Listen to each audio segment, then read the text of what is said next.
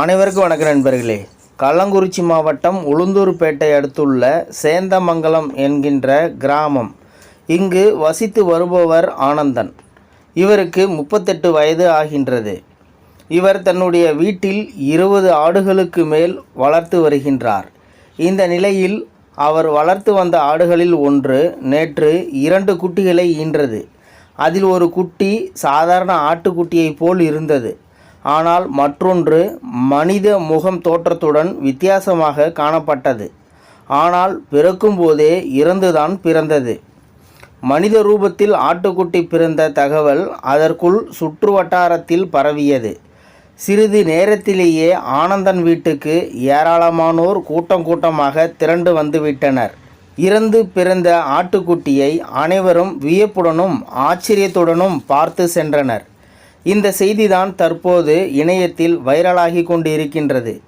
இப்படி மனித தோற்றத்தில் ஆடுகள் பிறப்பது இது முதல் முறை அல்ல, பலமுறை. பல இடங்களில் ஆடு மாடு போன்றவை குட்டிகளை ஈனும்போது இதுபோன்று சில குட்டிகள் அபூர்வமான உருவத்தில் பிறப்பது உண்டு. இப்படி பிறக்கும் குட்டிகளை கிராம மக்கள் அபூர்வமானதாக கருதுகிறார்கள். பெரும்பாலும் இப்படி குறைபாட்டுடன் பிறக்கும் விலங்குகள் உயிர் பிழைப்பதில்லை. பல பிறக்கும்போதே இறந்துதான் வெளியே வருகின்றன. சமீபத்தில் மேற்கு வங்காளத்தில் பர்தமான் மாவட்டத்தில் ஒரு விகாரமான பசு பிறந்தது. வெறும் 4 மாதம் மட்டுமே உயிர் வாழ்ந்த அந்த பசுவை உள்ளூர்வாசிகள் விழுந்து வணங்கினார்கள். அதேபோல இதுபோன்ற விகாரமான விலங்குகள் கடவுளின் அடையாளமாக பார்க்கப்படுகின்றது. மற்றொரு புறம் ஆடு மாடுகள் இப்படி வினோத உருவத்தில் குட்டியை ஈன்றால் ஏதேனும் அசம்பாவிதம் நடக்கும் என்று கிராம மக்கள் நம்புகிறார்கள். ஆனால் மனித முகத்துடன் விலங்குகள் பிறப்பது பற்றி விஞ்ஞானிகள் சொல்லும் பொழுது சைக்ளோபியா என்று அழைக்கப்படும் ஒரு அரிய பிறவி குறைபாடு காரணமாக இந்த உருவ மாறுபாடு ஏற்படுகின்றது. இதில் சாதாரண சூழ்நிலைகளில் முக சமச்சீர்மையை உருவாக்கும் மரபணுக்கள் தோல்வியடைகின்றன. பொதுவாக 16,000 விலங்குகளில் ஒரு விலங்கு இப்படியான குறைபாட்டுடன் பிறக்கின்றது. மனிதர்களிடம் இந்த குறைபாடு மிக அரிதாக காணப்படுகின்றது என்கிறார்கள். விலங்குடன் மனித உறவு கொண்டால் இவ்வாறாக குட்டிகள் உருவாகும் என்ற கூற்றையும் மருத்துவர்கள் மறுக்கிறார்கள்.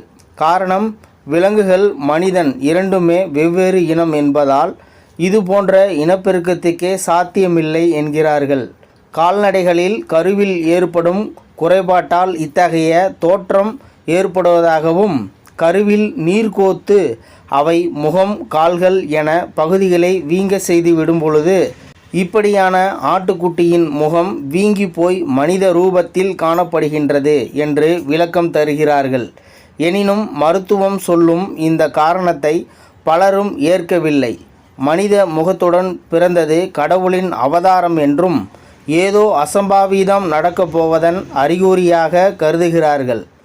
அப்படித்தான் உளுந்தூர்பேட்டை ஆனந்தன் வீட்டில் இறந்த ஆட்டுக்குட்டியை பார்த்ததுமே அடுத்து என்ன நடக்கப் போகின்றதோ என்று பீதியில் கிராம மக்கள் உறைந்து கிடக்கிறார்கள். இந்த வீடியோ பார்த்துட்டு இருக்கிற நண்பர்களே, இந்த வீடியோ பற்றி உங்களுடைய கருத்துக்களை கீழே இருக்கிற கமெண்ட் செக்ஷனில் மறக்காமல் சொல்லுங்கள். வீடியோ பிடிச்சிருந்தா ஒரு லைக் பண்ணிக்கோங்க. இந்த வீடியோ முடிஞ்ச அளவுக்கு மற்றவங்களுக்கும் ஷேர் பண்ணுங்கள். அப்படியே நம்ம சேனலை சப்ஸ்கிரைப் பண்ணிக்கோங்க. மறக்காமல் பெல் சிம்லையும் கிளிக் பண்ணிக்கோங்க. நன்றி, வணக்கம்.